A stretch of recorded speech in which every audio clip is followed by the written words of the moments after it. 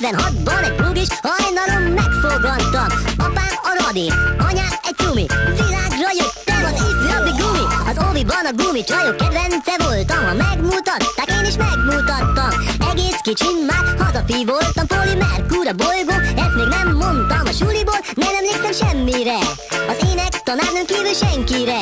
Az egyetlen jó nő a környéken, az első szexuális élményem. Mi tagadás, ő indított a pályán, meg a földről elfogott Jelekú Erhán. A tehetséggel nem volt baj, csak a Polimer Kúron a pop biznisz szar. Na ki itt a gizda? Te vagy gumi!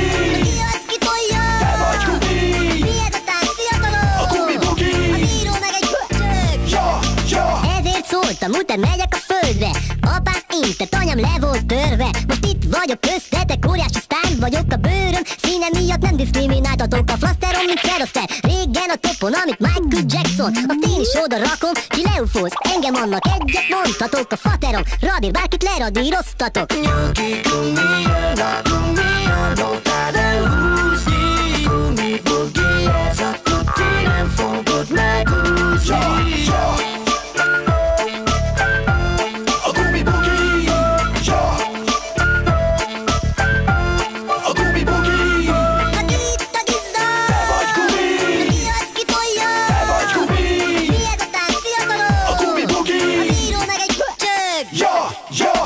Most hozzátok szólok egy kicsit, híres numerásán egy poligumit. Otthon én voltam a legnagyobb guminova, szép emlékek fűznek a Polimer Kúrra. De itt is építgetem már az egzisztenciámat. Bugyi gyűjteményem éppen súrolja a hármat. A szenvedélyem a csajok, a hobbim pedig a csajok. Ezen kívül nagyon érdekelnek még a csajok. Nincsen nálam hézag, mert én idomulok.